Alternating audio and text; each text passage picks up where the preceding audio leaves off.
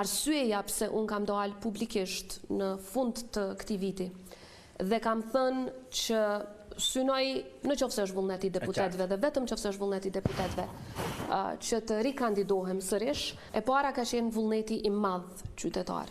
Mira qytetarë të cilët na kontaktonin në baza javore, që kërkonin që të rikandidohem për shkak të punës në veçanërisht në fushën e politikës së jashtme, por edhe në fusha të tjera të ndryshme.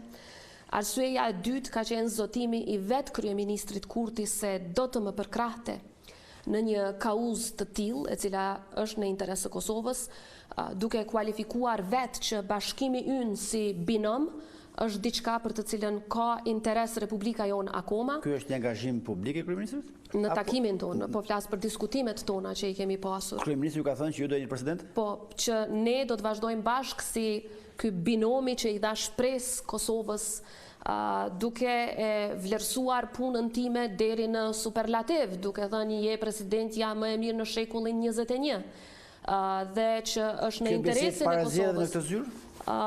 Edhe para edhe pas paka shumë i ka pas këto vlerësime, por me njëherë pas.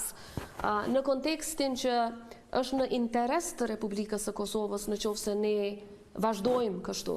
Është në interes të Republikës së Kosovës që ne t'i bashkojmë forcat. Kjo është një moment që më duhet ta sqaroj. Drejt me përmend para se të kthehem. Albin Kurti ju ka thënë pas zgjedhjeve që ju do jeni president dhe një presidente më e mirë e shekullit 21? Kemi diskutuar më shumë se si do të bëhen votat.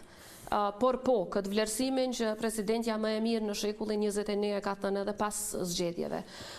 Por arsyeja e tretë, se do të kthehem edhe një herë te zotimi, arsyeja e tretë është, që do të thoja edhe më thelbësorja, që më ka shtyrë që të shpreh interesimin, sepse natyrisht ne të gjithë e dimë që kjo varet nga vullneti i deputetëve, ka qenë hapja një kapitulli të ri të raporteve me Shtetet e Bashkuara të Amerikës, me administratën Trump 2, të cilën do ta vlerësoja si administratën më pro-Kosovë, që nga koha e presidentit Bush, kur ne shpallëm pavarësinë. Administrata më pro-Kosovë, që Kosovës i ofron mbështetje të pakushtëzuar, pa i kërkuar koncesione. Dhe kjo është një arritur historike, të cilën Kosova nuk do duhej ta lëshonte. Dhe do të hyjmë edhe te kjo. Pra këto kanë qenë tri arsyet.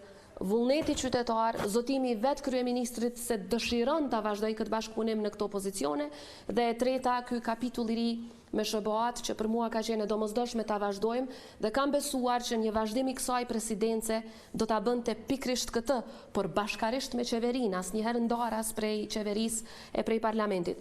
Sa i përket zotimit të kryeministrit